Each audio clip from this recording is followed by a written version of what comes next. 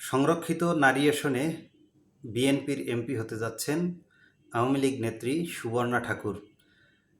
এই সংবাদটি শোনার পরে আপনার কাছে মনে হতে পারে যে এটি অবিশ্বাস্য এবং এটি একটি খটকা লাগার মতো সংবাদ। এটি হতে পারে বিরোধীদের অপপ্রচার, এমনটি আপনার কাছে মনে হবে। কিন্তু ব্যাপারটি আসলেই বিরোধীদের অপপ্রচার নয়, এটি একটি সত্য ঘটনা এবং এটি আসলে হতে যাচ্ছে।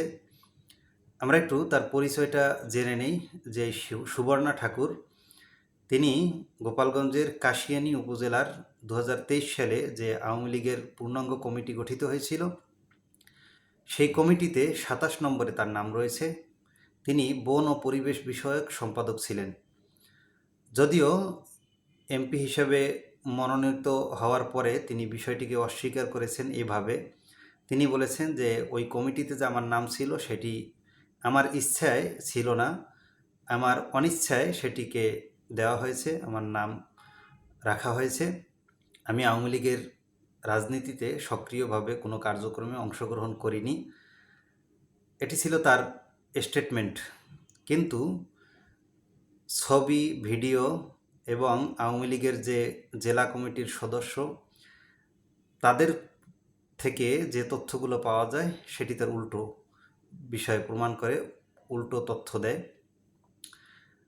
ছবি এবং ভিডিও সামাজিক যোগাযোগ মাধ্যমে ছড়িয়ে পড়েছে অলরেডি। আপনারা দেখবেন যে সেখানে তিনি আসলে সক্রিয়ভাবেই আওয়ামী লীগের রাজনীতির সাথে সম্পৃক্ত ছিলেন।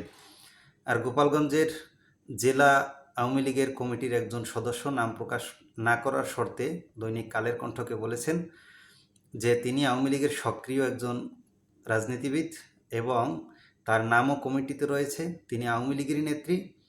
এখন যদি তিনি এগুলো অস্বীকার করেন তাহলে তিনি আওয়ামী রাজনীতির সাথে প্রতারণা করছেন। তার মানে হলো যে সত্যিকার অর্থেই তিনি আওয়ামী লীগের রাজনীতির সাথে সক্রিয়ভাবে যুক্ত ছিলেন। এবার আমরা আসি তার আরেকটি পরিচয়। আমরা মনে করি তিনি আসলে এই পরিচয়ের মাধ্যমেই সংরক্ষিত নারী আসনের সংসদ সদস্য হতে যাচ্ছেন।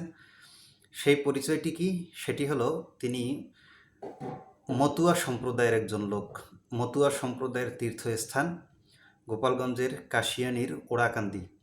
ওই ওড়াকান্দিতে হরিচাঁদ ঠাকুরের যে মন্দির, শ্রীধাম মন্দির পরিদর্শন করে গেছেন এবং সেখানে পূজা দিয়েছেন কে? তিনি হলেন ভারতের প্রধানমন্ত্রী জনাব নরেন্দ্র মোদী।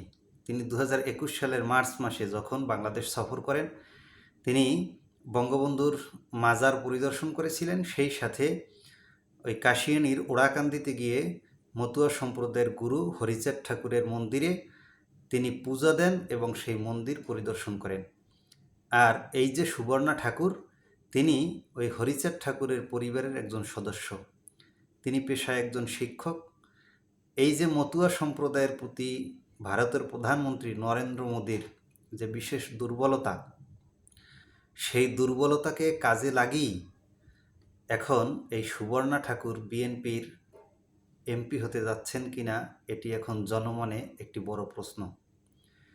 এখন আপনারা মূল্যায়ন করবেন বা আপনারা নিজেরাই সিদ্ধান্ত দিবেন। আপনারা এটি বিশ্লেষণ করবেন যে আসলে সুবর্ণা ঠাকুর কোন ক্ষমতার বলে তারপরে বিএনপির এমপি হতে যাচ্ছেন, আর বিএনপি তাকে কোন কারণে, কোন ক্যারেক্টারিস্টিক্সের কারণে আসলে তাকে এমপি বানাতে যাচ্ছেন সেটি বিএনপি ভালো বলতে পারবে। তবে এর মাধ্যমে বিএনপি একটি বড় ধরনের ধাক্কা খেল। ত্যাগী নেতাকর্মী যারা আছে, যারা বিএনপির দুঃসময়ে রাজপথে থেকে আন্দোলন সংগ্রাম করে, জেল খেটে, জুলুম নির্যাতন সহ্য করে রাজনীতি করে, তারা আজকে উপেক্ষিত। আর এই যে যারা বিএনপির রাজনীতিকেই স্বীকার করে না, তারা বিশেষ ক্ষমতা বলে কোনো প্রেসক্রিপশনের মাধ্যমে এমপি হতে যাচ্ছেন, এটি বিএনপি নেতাকর্মীদের জন্য বা বিএনপির প্রতি যে সমস্ত সমর্থনকারী আছে, যারা বিএনপিকে ভালোবাসেন, তাদের জন্য একটি বড় ধাক্কা। এটি বিএনপির সাংগঠনিক কর্মকাণ্ডকে অবশ্যই বিএনপির নেতাকর্মীদেরকে হতাশ করে তারপরে সাংগঠনিক কর্মকাণ্ডকে দুর্বল করে দেবে।